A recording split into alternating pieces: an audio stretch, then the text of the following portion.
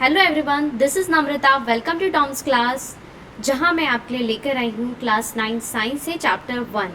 जैसा कि हम सभी जानते हैं कि सीबीएसई ने पूरा सिलेबस चेंज कर दिया है, बुक्स चेंज कर दिए। So as per the new syllabus today we are going to start with the chapter 1 exploration entering the world of secondary science. Basically इस चैप्टर में हम देखने वाले हैं कि साइंटिस्ट कैसे सोचते हैं, कैसे न्यू आइडियाज़ लेकर आते हैं, कैसे डिस्कवरी होती है, स्टेप बाय स्टेप क्या क्या स्टेप्स को फॉलो किया जाता है, क्या क्या ब्रांच ऑफ साइंस है, वो ब्रांच ऑफ साइंस में हम क्या चीज़ें स्टडी करते हैं, ये सारी चीज़ें हम इस चैप्टर में समझने वाले हैं। तो चलिए स्टार्ट करते हैं।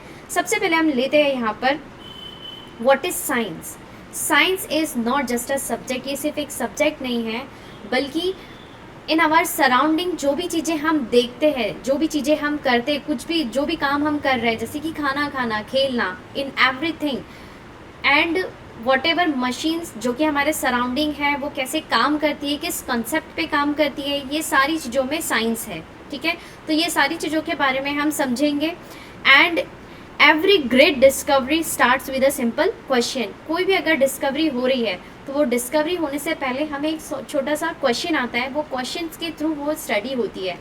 ऐसे ही क्लास 8 में हम बहुत सारे ऐसे कॉन्सेप्ट पढ़ चुके हैं, लेकिन फिर भी कई ऐसी क्वेरीज है जो कि अभी तक क्या सॉल्व नहीं हुई है। बहुत सी ऐसी क्वेरीज थी क्लास 8 में जिसे कि हम इन सीनियर क्लासेस में पढ़ते चलेंगे, जानते चलेंगे। ठीक है, जैसे कि we know plant make their own food. हम जानते हैं प्लांट कैसे खाना बनाते हैं, but how does a tiny seed know when to start growing.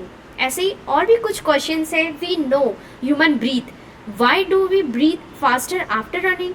We know force can move objects, can an object move without anyone touching it.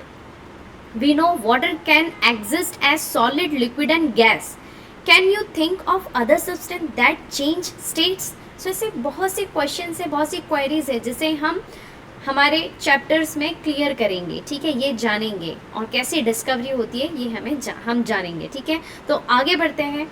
Scientist follow these steps. ये सारी steps हैं हमारे सामने जो कि स्टेप बाय स्टेप साइंटिस्ट इन्हें follow करते हैं और न्यू न्यू डिस्कवरी करते जाते हैं। जैसे कि ऑब्जर्वेशन, नोटिस समथिंग। इसे हम एक एग्जांपल से समझेंगे।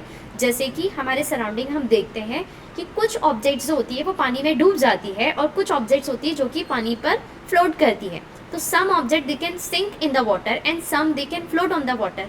ये हमने नोटिस किया। ठीक है, ये हमारा क्या था, ऑब्जर्वेशन था। Then we arise the question कि ऐसा क्यों हुआ, वाई और हाउ इट हैपन, कैसे हुआ। Hypothesis, make a possible explanation. हम यहाँ पर जानेंगे, कुछ समझेंगे, आइडियाज़ बनाएंगे, कुछ उसका एक्सप्लेनेशन बनाने की कोशिश करेंगे।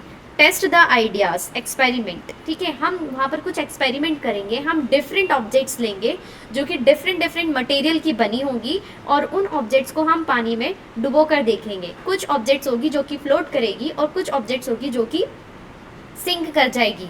हम देखेंगे कि क्या वहाँ पर चेंजेस है, क्या वहाँ पर फैक्टर्स है, व्हाट इज़ द मास, वहाँ पे बॉडी का मास क्या है, बॉडी का वेट क्या है, वो किस मटेरियल से बनी है, उसका शेप कैसा है, साइज़ कैसा है, कब फ्लोट करेगी, कब सिंक करेगी, कौन सी ऑब्जेक्ट फ्लोट करेगी, कौन सी नहीं करेगी, क्या ऐसा वाटर के साथ ही होगा या कुछ और लिक्विड के साथ भी हो सकता है। हमने सेम चीज़ वाटर के साथ करके देखी, सेम चीज़ हमने ऑयल के साथ में करके देखी। Then we analyse it. ठीक है, हमने उसे एनालाइज किया। स्टडी द रिजल्ट, हमने रिजल्ट को स्टडी किया। Then we have given there the conclusion, हमने वहाँ पर कंक्लूजन दे दिया। Draw a final answer, then हमने वहाँ पर फाइनल आंसर दिया। ठीक है, तो ऐसे ये स्टेप्स होती है, स्टेप बाय स्टेप किसी भी डिस्कवरी के लिए फॉलो की जाती है, देन डिस्कवरी की जाती है। ठीक है, डिस्कवरी दी जाती है। तो चलिए आगे बढ़ते हैं। Model in science. साइंस में मॉडल्स क्या होते हैं? देखिए, कुछ ऐसे कॉम्प्लेक्स से टॉपिक होते हैं जो हमें इजीली समझ में नहीं आते, उनके शेप्स जो इजीली हमें नहीं मिलते, दिखाई नहीं पड़ते। जैसे कि स्ट्रक्चर ऑफ आई, हमारी आई कैसी फंक्शन करती है, कैसा उसका स्ट्रक्चर है, हमारा हार्ट कैसे फंक्शन करता है, हमारा डाइजेस्टिव ट्रैक कैसा है। सो ऐसे बहुत से कॉम्प्लेक्स से टॉपिक है जो कि इजीली हमें समझ नहीं आते। तो ऐसे कॉम्प्लेक्स टॉपिक्स के लिए हम साइंस में बना देते हैं मॉडल, और वो मॉडल के थ्रू उन टॉपिक्स को हम इजीली समझ पाते हैं। So what is model? A model is a way of showing or explaining something that may be too large, too small, too complex or impossible to observe directly. यहाँ पर कुछ examples दे रखे हैं, जैसे कि ग्लोब। हमें नहीं पता हमारी अर्थ बाहर से कैसी दिखाई देती है, ठीक है, एंड उसका शेप कैसा है, वो कैसा स्पिन करती है, कैसा रोटेट करती है, ये सारी चीज़ें हमें नहीं पता, तो दैट हम ये सब चीज़ इजीली समझ सकते हैं ग्लोब से, ठीक है। ऐसे ही यहाँ पर एक सेल का डायग्राम दे रखा है जो हमें आगे पढ़ेंगे।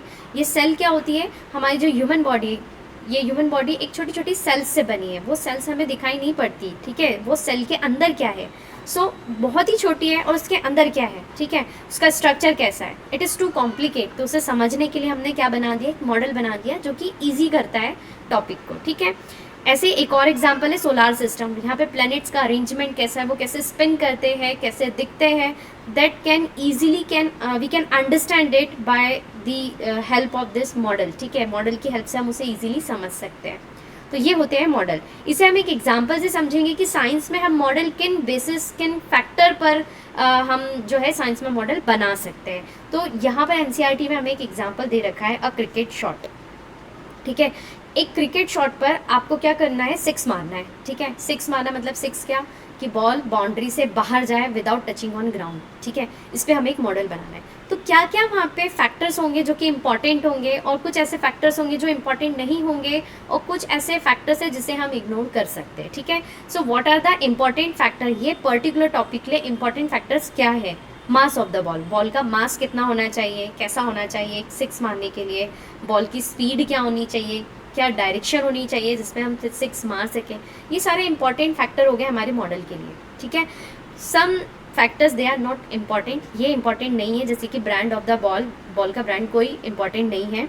Colour of the ball, condition of grass, ये इंपॉर्टेंट फैक्टर नहीं है, ठीक है। कुछ ऐसे आइडियाज़ है जिनको हम इग्नोर कर सकते हैं। देखिए, एयर रेजिस्टेंस, ये इंपॉर्टेंट तो है, लेकिन हमारे मॉडल के लिए हम इसे इग्नोर कर सकते हैं, ठीक है। तो इस तरीके से हम क्या कर सकते हैं, किसी भी एक टॉपिक पे प्रॉपर मॉडल बना सकते हैं जिससे कि हम उस टॉपिक को इजीली समझ सकते हैं। चलिए आगे बढ़ते हैं। What is the role of mathematics in science. देखिए, साइंस में मैथमेटिक्स का बहुत ही ज़्यादा रोल होता है। हमें बहुत सी चीज़ें ऐसी होती है जो कैलकुलेट करनी होती है, उससे मेज़र करना होता है, जैसे कि स्पीड, मुझे किसी कार की स्पीड को मेज़र करना है, मुझे किसी चीज़ की रेट मेज़र करना है, मुझे ब्लड का फ्लो मेज़रमेंट करना है, तो वहाँ पे मुझे क्या, मैथ्स की ज़रूरत पड़ती है, ठीक है, उसे कैलकुलेट करने में, एनालाइज द डेट्स, ठीक है, एंड ऐसे express scientific laws and relationship, ऐसे बहुत सारे लॉज आते हैं साइंस में। उन लॉज को हम अगर एक मैथमेटिकल फॉर्मूला में दे दें तो वो हम इजीली उसे कैलकुलेट कर पाते हैं। जैसे कि एक एग्जांपल दे रखा है, speed equals to distance upon time. यहाँ से मैं क्या कर सकती हूँ, ये मैंने एक फॉर्मूला बना लिया, इसमें मैं वैल्यूज़ पुट करूँगी और मैथ्स की हेल्प से मैं किसी भी चीज़, किसी भी ऑब्जेक्ट की स्पीड कैलकुलेट कर सकती हूँ, डिस्टेंस कर सकती हूँ, टाइम कैलकुलेट कर सकती हूँ। तो ऐसे लॉज और कुछ क्वांटिटीज़ की रिलेशनशिप को इजीली मैथ्स क्या कर देता है, सॉल्व कर देता है साइंस में, ठीक है। सिमिलरली मुझे केमिकल रिएक्शन की रेट बतानी है, तो मैं क्या कर सकती हूँ, मैं परसेंटेज से किसी चीज़ की रेट बता सकती हूँ, मैं रेशो का यूज़ कर सकती हूँ। ऐसे ही मैं किसी भी चीज़ को टेबल के थ्रू एक्सप्लेन कर सकती हूँ। जैसे कि मुझे एक ब्लड रिपोर्ट देनी है, उस ब्लड रिपोर्ट में कंपोजिशन ऑफ ब्लड है, जैसे कि आरबीसी, डब्ल्यूबीसी, प्लेटलेट्स, इन सभी को मुझे इनके नंबर्स बताने, तो मैं टेबल के फॉर्म में क्या बना देती हूँ, रिपोर्ट तैयार कर देती हूँ। तो यहाँ पे मुझे मैथ्स का यूज़ हो गया। ऐसे ही पॉपुलेशन ग्रोथ को मुझे दिखाना है, मैं यहाँ पे ग्राफ का यूज़ कर सकती हूँ। तो ग्राफ का यूज़ करके हम इजीली ये चीज़ बता सकते हैं, साइंस में इसमें इजीली हो जाता है। ऐसी एनर्जी चेंज को अगर मुझे बताना है तो एनर्जी चेंज को भी मैं इजीली मैथ्स का यूज़ करके समझ सकती हूँ। और ऐसे ही साइंस में मैथ्स का बहुत ज़्यादा रोल होता है, ठीक है। आगे बढ़ते हैं, role of language in science. देखिए, साइंस में लैंग्वेज का भी बहुत रोल होता है। साइंस की अपनी एक लैंग्वेज होती है, कुछ ऐसी टर्म्स होती है, साइंटिफिक टर्म्स होती है, जिसे हम साइंस की लैंग्वेज में समझ सकते हैं, ठीक है। तो it is useful to collaborate with others, ये दूसरों के साथ कोलैबोरेट करने के लिए यूज़फुल होती है। जैसे कि एक एग्जांपल से समझ सकते हैं, हमें कई सारी चीज़ों को एक्सपोर्ट और इंपोर्ट करना होता है, ठीक है। क्वांटिटीज़ को हमें एक्सपोर्ट करना है, इंपोर्ट करना है, वहाँ पर हमें लैंग्वेज की ज़रूरत पड़ेगी। हम साइंटिफिक लैंग्वेज का यूज़ करके ही वहाँ पे डील कर सकते हैं दूसरी कंट्रीज़ के साथ में। ऐसे ही साइंटिस्ट जब कोई इन्वेंशन करते हैं, कोई डिस्कवरी लेकर आते हैं, कोई नई नई थ्योरीज लेकर आते हैं, सो वो थ्योरीज़ को हमें दूसरी कंट्रीज़ के साथ भी कम्युनिकेट करना होता है, तभी वो ग्लोबली फॉलो की जाती है, ग्लोबली वो दी जाती है, ठीक है। तो इन्हें हम अगर हमें ग्लोबली देना है तो वहाँ पे दूसरे साइंटिस्ट के साथ में हमें डील करना है। वो अगर हम नया आइडिया लेकर आए हैं साइंस में, तो वो नए आइडिया को हमें दूसरे साइंटिस्ट जो कि दूसरी कंट्री से है उन्हें भी एक्सप्लेन करना होगा, बताना होगा। तो यहाँ पे जो डील होगी वो एक साइंटिफिक लैंग्वेज में होगी, इसीलिए साइंस की लैंग्वेज बहुत ज़्यादा इंपॉर्टेंट होती है, ठीक है। Scientist from different countries communicate and work together using a common scientific language. Common scientific language का यूज़ करके हम कम्युनिकेट करेंगे, कम्युनिकेट आइडियाज़, रिकॉर्ड एविडेंस, ये सारी चीज़ में हम साइंटिफिक लैंग्वेज का यूज़ करते हैं। इसको हम एक एग्जांपल से समझ सकते हैं।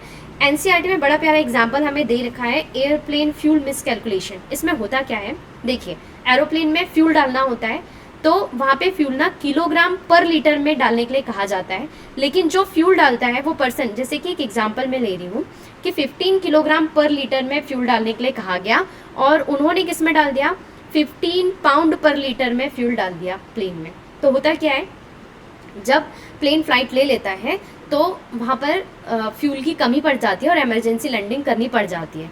ये कैसे हुआ, देखिए ये इसे हम कैलकुलेट करके समझ सकते हैं। देखिए फिर से मैथ्स का यूज़ यहाँ पर करना पड़ रहा है हमें। 15 किलोग्राम पर लीटर इतना फ्यूल कहा गया था, ठीक है, और डाल दिया कितना, 15 पाउंड पर लीटर डाल दिया, ठीक है। तो 15 पाउंड पर लीटर किलोग्राम पर लीटर में कितना होगा, पहले हम ये देखते हैं। तो 15 पाउंड पर लीटर इक्वल्स टू, देखिए 15 था, ठीक है, अब 1 पाउंड कितना होगा, 1 पाउंड होता है आपका 0.453592, दिस इज 1 पाउंड। और ऐसे कितने पाउंड डाल दिया उन्होंने, 15, ठीक है। तो सबसे पहले ये 15 पाउंड पर लीटर को हम किलोग्राम में कन्वर्ट करते हैं, ठीक है। तो ये कितना हो जाएगा, 6.804, ये हो गया इसका किलोग्राम पर लीटर, ठीक है। अब कितने का डिफरेंस आया, देखिए बोला कितना गया था, 15 किलोग्राम पर लीटर बोला गया था, लेकिन कितने किलोग्राम डाल दिया किलोग्राम पर लीटर, 6.804 किलोग्राम पर लीटर उन्होंने डाल दिया। कितने का डिफरेंस आ गया भाई, तो 8.196 किलोग्राम पर लीटर फ्यूल कम पड़ गया। इतना फ्यूल कम पड़ गया और इमरजेंसी लैंडिंग कर दी गई। ऐसा क्यों हुआ, जस्ट मिसकैलकुलेशन, ठीक है, साइंटिफिक लैंग्वेज की वहाँ पर क्या हो गई, मिसकैलकुलेशन हो गई।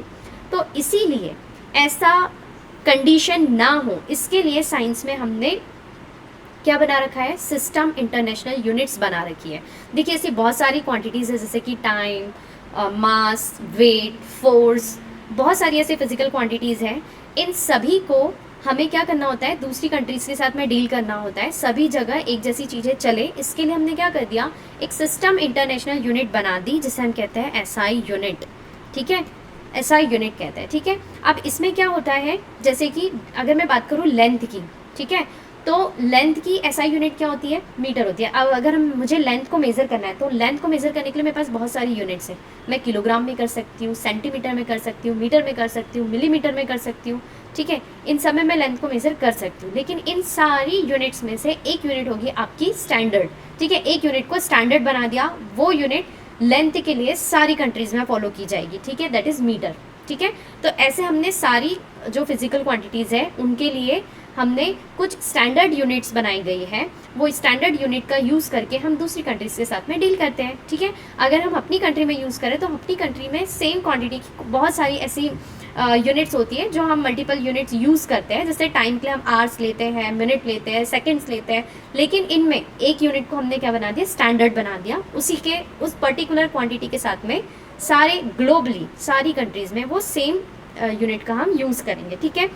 ऐसे ही यहाँ पर कुछ क्वांटिटीज़ की यूनिट और एसआई यूनिट यहाँ पर दी गई है, ठीक है, जैसे कि लेंथ की मीटर होती है, जिसे हम एम से रिप्रेजेंट करते हैं, मास की किलोग्राम होती है, केजी से दिखाते हैं, टाइम की होती है आपकी एसआई यूनिट सेकेंड, एस इसका सिंबल हो गया, इलेक्ट्रिक करेंट एम्पियर ए, टेम्परेचर केल्विन के, amount of substance mole MOL, luminous intensity candela CD, ठीक है। इतनी सारी ये फिजिकल क्वांटिटी देखकर डरना नहीं है, ये अभी के अभी आपको याद नहीं करना है। जैसे जैसे हम आगे बढ़ते हैं साइंस में चैप्टर्स पढ़ेंगे, ये धीरे धीरे आपके यूज़ में आएंगी और आपको लर्न हो जाएगी, ठीक है। So it is enough for today, I hope you understand this topic, ठीक है। अगर मेरा लेक्चर पसंद आया हो तो please like, share and subscribe my channel.